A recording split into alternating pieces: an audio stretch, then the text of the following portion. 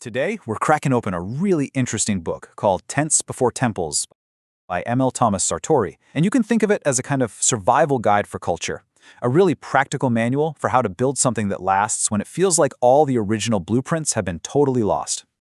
So let's just start with a little thought experiment.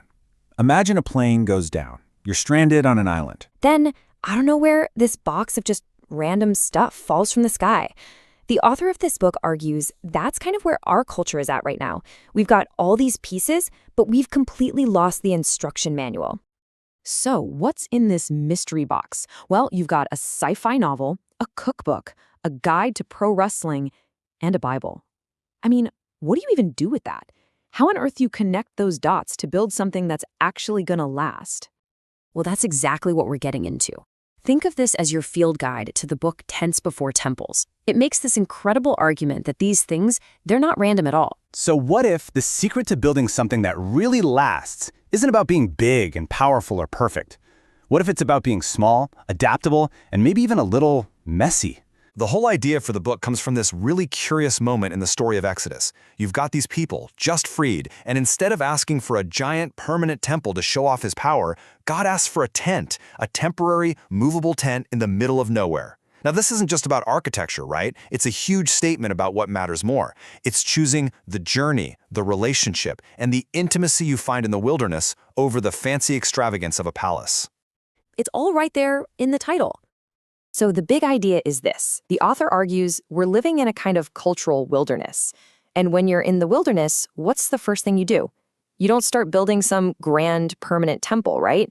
Temples are rigid, they're brittle. The second the ground shifts, they just crumble and collapse. No, you start with a tent.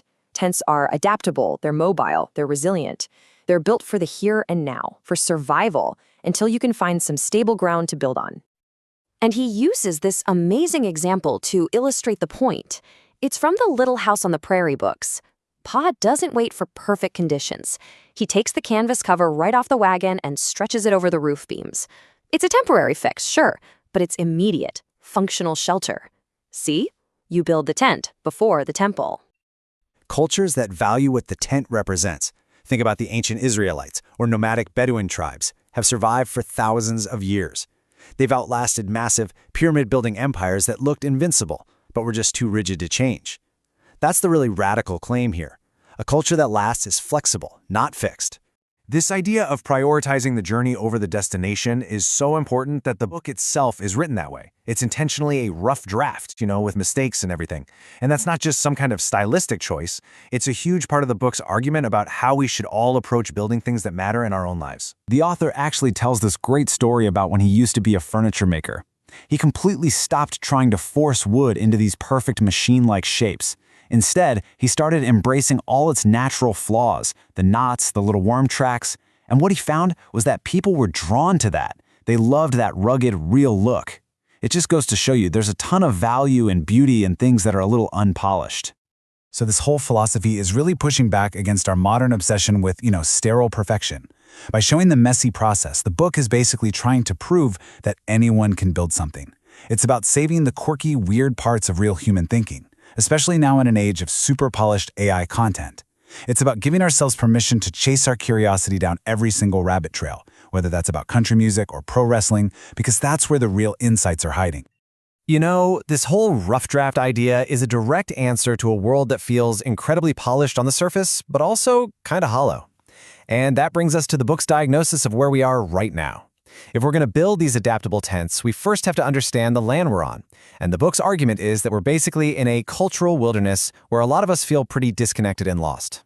How did we even end up in this cultural wilderness to begin with? Well, the book has a diagnosis for that too. First, our whole idea of debt changed.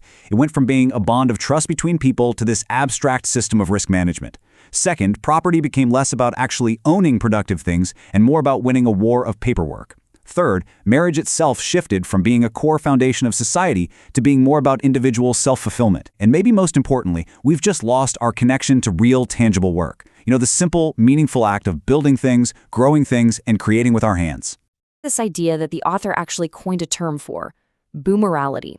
He describes it as this moral framework.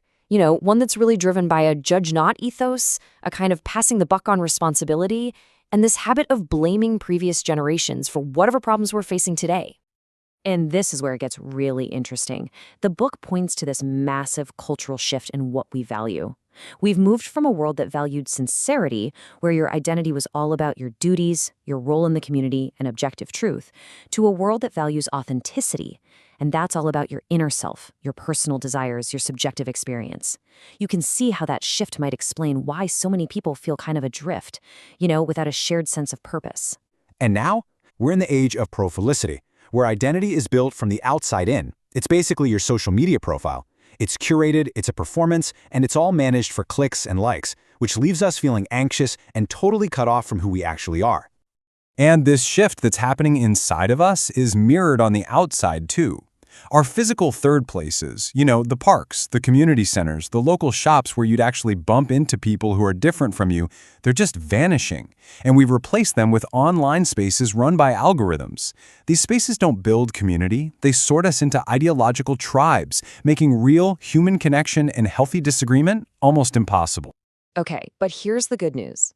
The book doesn't just sit there and diagnose the problem and leave us hanging. The book gets really concrete here and proposes a very specific first tent, something called the tectonic school. The name comes from the Greek word tekton, which means a craftsman or a builder. And it's a pretty straightforward 3-step process. Step 1, learn real, practical construction trades. Step 2, integrate that hands-on work with spiritual formation. And step 3, use those combined skills to literally rebuild community from the ground up. It weaves that skill together with spiritual development and character formation. And the goals of this school? They're designed to directly attack the problems we just talked about. Teach real, valuable skills that people will pay for. Foster mentorship and healthy relationships. By giving guys a path to a good living without a mountain of student loans, it helps them escape that modern debt trap. At its heart, it's about reviving the role of fathers and mentors in passing down real wisdom, not just job skills. It's a parallel strategy. Instead of wasting all our energy fighting over the crumbling old temples, the idea is to just get to work building new, smaller, healthier structures right alongside them. And this whole plan is grounded in the idea of the craftsman, the tekton in Greek. The author himself is a tradesman and a musician, so this is personal for him. He points to Jesus, the carpenter, and makes this powerful argument that meaningful work done well, is actually a form of worship. Which brings us right back to our deserted island, right?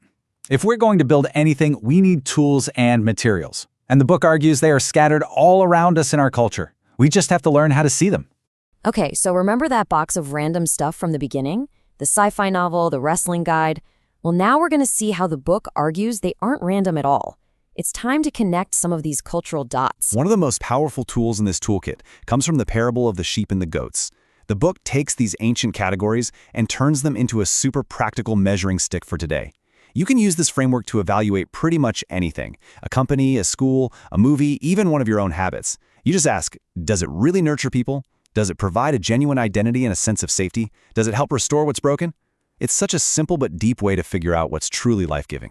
This practical tool is woven into 3 big symbolic themes that you'll see all through the book. First is this idea of overlapping arenas, seeing how things like our clothes, our homes, our bodies, and even our nations are all basically different kinds of shelters. Second, like we just talked about, is using that parable as a metric to judge things. And third is the powerful example of the craftsman, someone who doesn't just follow a blueprint but works with the materials they've got to create something unique and human-sized. And, just like the title says, this whole process doesn't start with some massive top-down plan. Nope.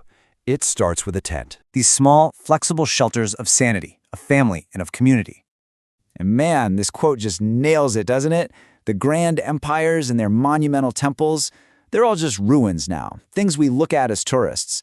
But the model of the tent maker from Tarsus, that's the Apostle Paul, who literally made tents to support his work, that model turned out to be way more resilient, way more adaptable. It spread to every corner of the world. The small, mobile idea actually outlasted the huge, brittle one. This is where things get really fascinating. The book argues that a lot of the stuff our mainstream culture kind of looks down on. It actually contains this raw sincerity that you just don't find in more polished entertainment. So let's take a kind of unexpected example. Country music. It gets mocked a lot, but the book points to its core strength. It's sincere in its storytelling. It takes the specific, tangible parts of life, work, love, loss, family, and it finds something universal in them. It's a cultural tool for making sense of our own lives. Or how about Shakespeare? In The Taming of the Shrew, this guy Petruchio shows up to his own wedding wearing these ridiculous clothes just to make a point. And this quote says it all. Relationships are about who you are, your character, not about what you wear. Clothing is a tool, and sometimes the best way to use it is to break all the rules to show what really matters. And once you start looking, the examples are just everywhere. The driving beat of heavy metal can be a tool for getting through repetitive work. The Jewish chuppah is this beautiful symbol of the marriage tent. Even professional wrestling tells these epic stories of good versus evil. The whole point is that culture isn't just something to consume passively. It's a giant toolbox. We need to learn how to pick up the tools again and actually start building. And yeah, you heard that right, even professional wrestling. It's not just about the theatrics. The book presents it as a model for how a community can function. Wrestlers literally practice taking hits and falls, learning how to spread that impact across their whole body so no single part breaks. And that becomes this powerful physical metaphor for how a healthy community can absorb shocks and protect its weakest members. And this idea of rebuilding isn't just some abstract concept. It gets super practical. He argues that even something as simple as architecture plays a huge role. Things like building front porches, that's not just about aesthetics. It's about physically designing our spaces to restore those vital neighborhood connections, creating places where people can actually interact with each other. So as we start building these new tents, how do we know if we're on the right track? The book offers a simple test, a kind of rubric for measuring the health of what you're building. It's called the Feast Test, and it's pulled from the biblical Feast of Tabernacles. The question is just so simple. Does your tent, your community, your family, your church, have a place at the table for everyone? Not just your friends, but the sojourner, the fatherless, the widow, the people on the fringes. It's a really powerful checklist for what real hospitality looks like. And the metric for a healthy culture isn't its stock market or its giant monuments. It's just this. Are we meeting the most basic, desperate needs of the people around us? It's like a practical checklist for compassion. And when you look at it that way, this beautiful symbolic connection starts to emerge. Think about it. Clothing, tents, our own bodies, and eventually temples, they're all just different kinds of vessels for the spirit. So those physical acts of care, giving someone a coat, providing shelter, they're directly tied to these really deep spiritual truths about what it means to protect and honor the human spirit. Because ultimately, this whole project, this whole idea, isn't just about hunkering down in a bunker and trying to survive. The goal is to build something way better. A culture that is defined by radical hospitality, by generosity, and by real, actual joy. Which brings us to the end goal. After all this hard work, all this building, what are we actually building toward? What's the point of it all? Because here's the crucial part. The goal is not just survival. This isn't about hunkering down in some doomsday bunker. The entire reason for building these tough, resilient tents is to create a space where we can have joyful community, where we can actually celebrate. And the book points to the ancient Feast of Tabernacles as the perfect picture of this. It's this harvest festival where people build and live in temporary shelters, in tents, for a whole week. It's a festival of radical hospitality and gratitude. It's this national annual reminder to never forget the journey, to remember where they came from in the wilderness. It's about valuing community and relying on each other. Specifically to remember being in the wilderness and to welcome in anyone on the fringes. It's a party filled with hope happening right in the middle of our temporary, messy reality. It's a feast of anticipation, of looking forward with hope and celebrating the abundance you have right now, even if you're in a temporary home. This really brings the whole message of the book home. The idea isn't just to be prepared for a crisis. It's that by practicing this principle, by building these small, loving communities now, we learn something far more important. The tents themselves, these humble little structures of hospitality and connection, they teach us not just how to survive, but how to truly thrive. Rebuilding our culture isn't going to happen because of some huge top-down great reset. It's a bottom-up job. It's about the small, humble, intentional things that we do in our own families and in our own neighborhoods. It's about building flexible, human-sized things that can actually bend and adapt and endure. The world gives us 1,000 reasons to prepare for disaster. But what if the most important work, the most life-giving preparation we can do is to start getting ready for a great feast? What if building a joyful culture is the best survival plan of all? And that leaves us with a final, pretty provocative question to chew on. The question is personal.